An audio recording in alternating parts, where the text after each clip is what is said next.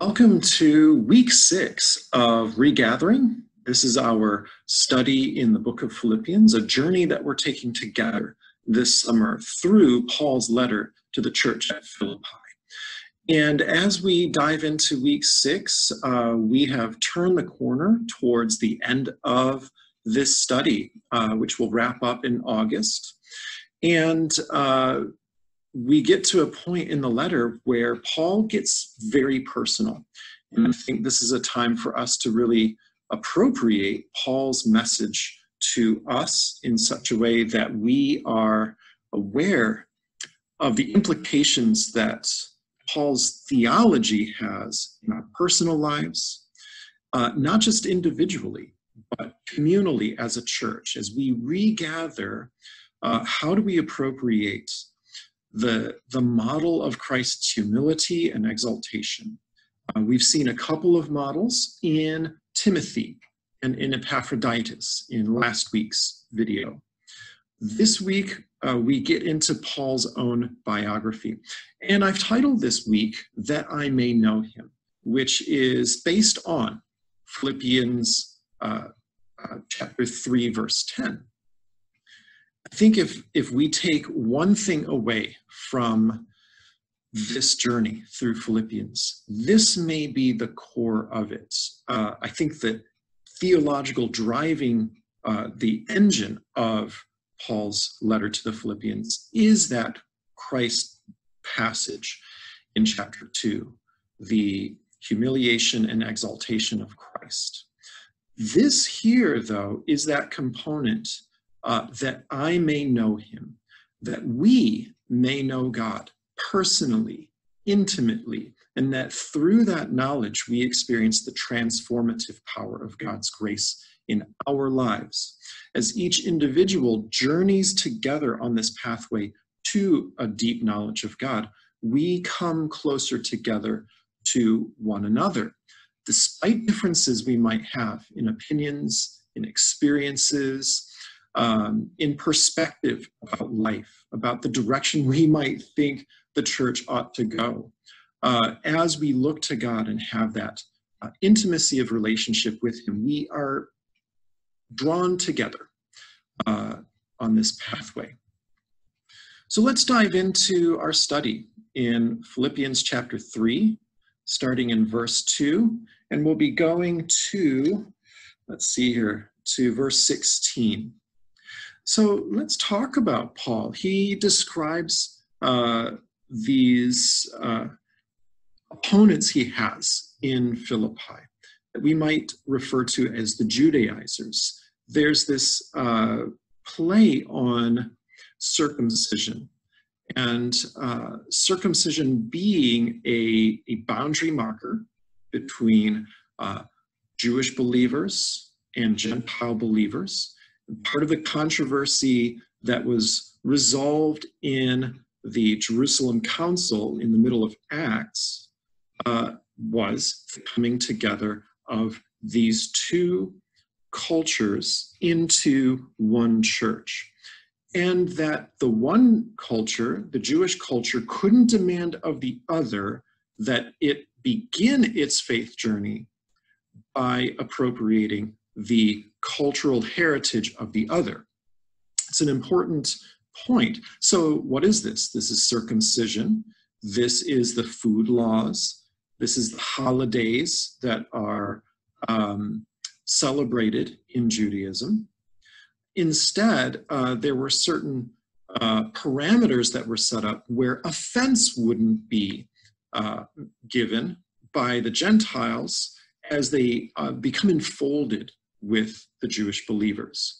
And so I think this is really important for us to understand that background that Paul is now addressing, where there will remain then in that early church people who continue to promote that idea that in order to truly know God, you must begin by appropriating those Jewish hallmarks of circumcision, food laws, all of those hallmarks of that Old Testament faith. And so Paul lambasts them. He calls them dogs, and he looks out look out for people who would mutilate the flesh, meaning circumcision. So he gives it circumcision its worst possible read. And then he says, that act of circumcision, or we could say the same thing about food laws or any other practice that has to do with the body.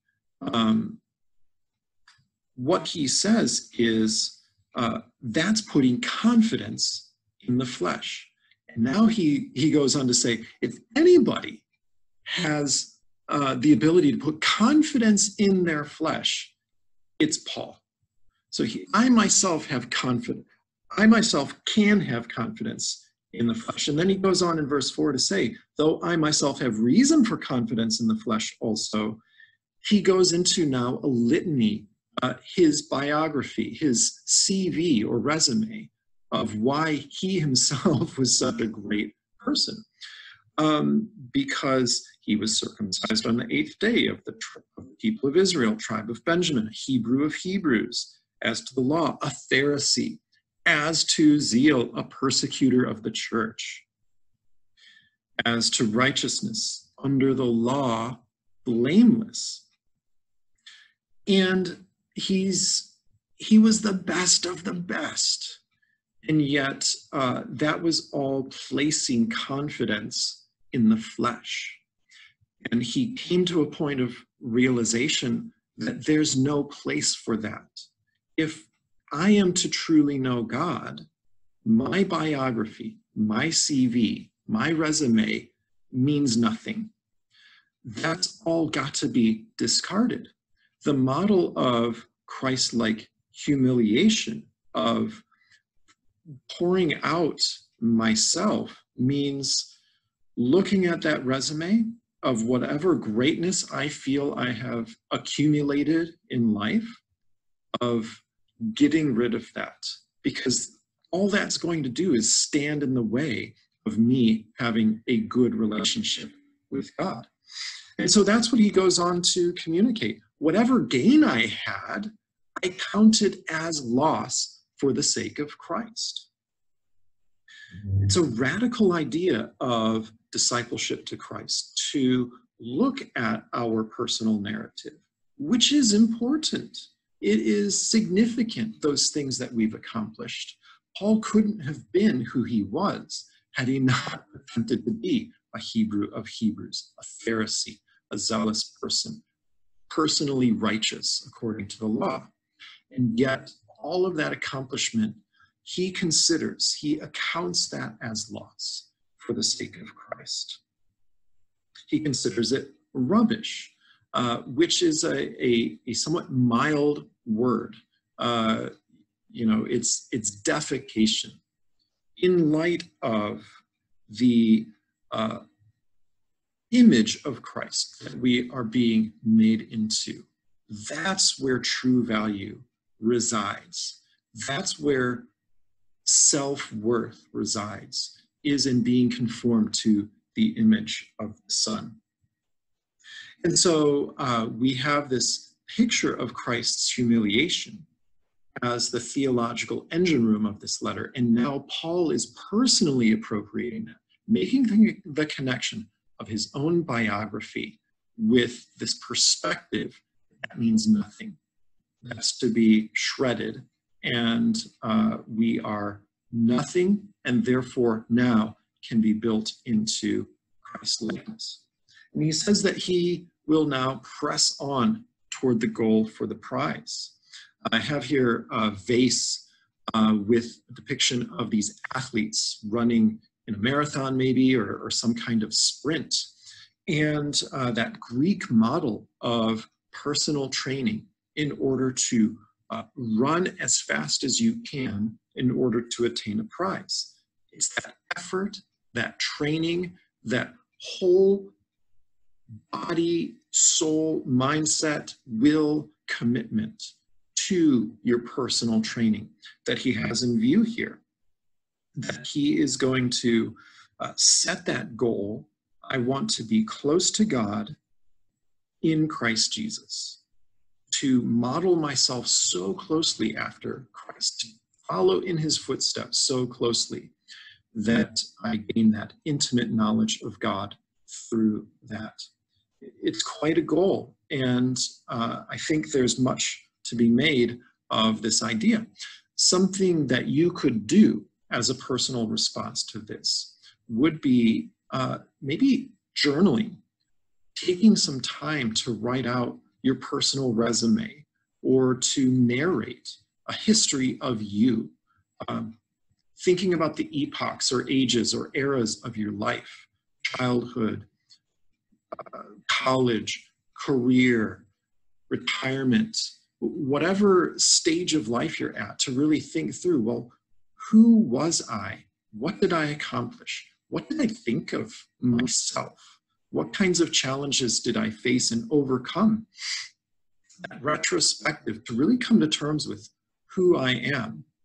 Ultimately, then, to say, I count all of that as loss so that I can be who I am now, but also to account myself as nothing so that I can have that intimate relationship with Christ, to really boil myself down in such a way that I can really understand who I am and then be fully present in that moment to unite myself to Christ.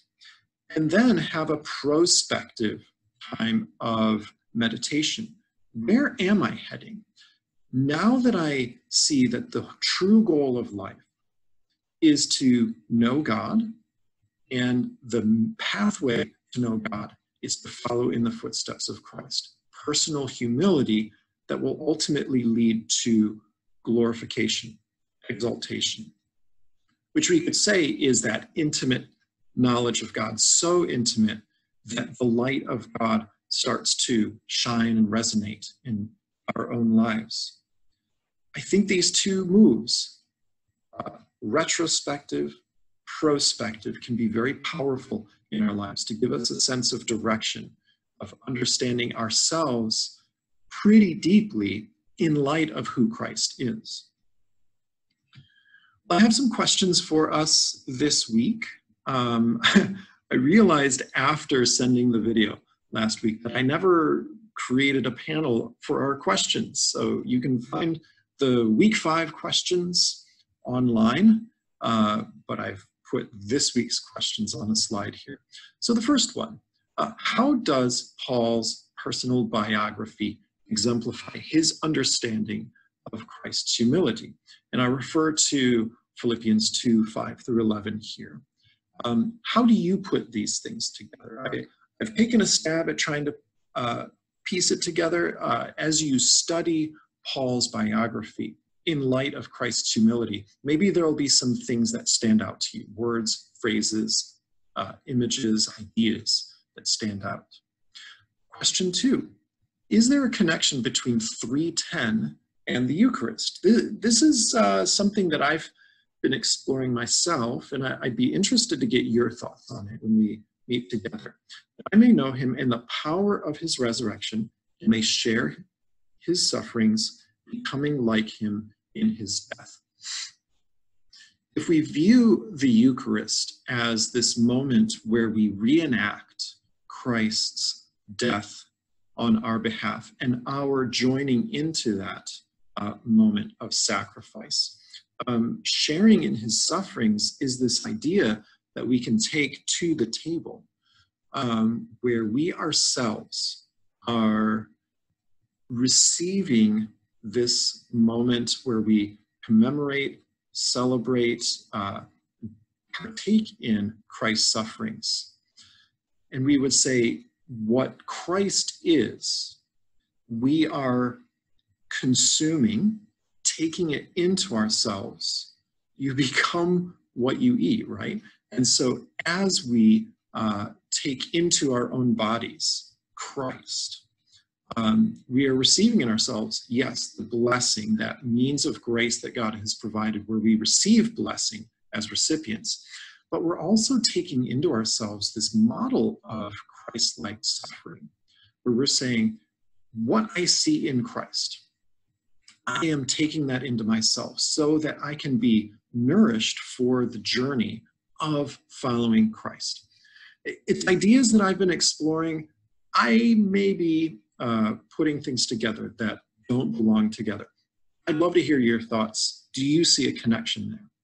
Question 3, how do we apply what Paul is saying about forgetting anything we have obtained or accomplished? It's a challenge, isn't it? Especially in a world where we put ourselves out there, whether it's on social media and we try to present our best selves. I work with lots of students who are trying to get into college, and you need to put your best self forward to get into college. Career, lots of people who in my New Testament world are vying shoulder to shoulder for the same few jobs. It's very much about self-promotion. Well, how do we apply Paul's thoughts here about just considering what we've obtained and accomplished as loss in light of this pursuit of knowing God in Christ, becoming like Christ? Well, we have some meetings coming up. Our next in-person meeting will be August 11th. I'm trying to do the quick math. 11 plus 14 gets us to what?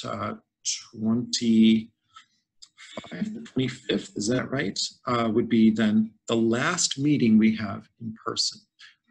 We would invite anyone to join us for our in-person meetings on the lawn at All Souls. There are lots of other things going on at the church with this Regathering series. You're welcome to scour the All Souls page to learn more about things that are going on. I look forward to seeing you at the meetings, and if not at the meetings, on Sunday mornings as we start to slowly bring people back together. There are surveys that have gone out from the church to create a system where people can get back together in church. Sign up for yourself, for your family, to the extent that you're willing and able to do that. All right, well, thank you for following along, and as we journey together through Philippians. Have a great day.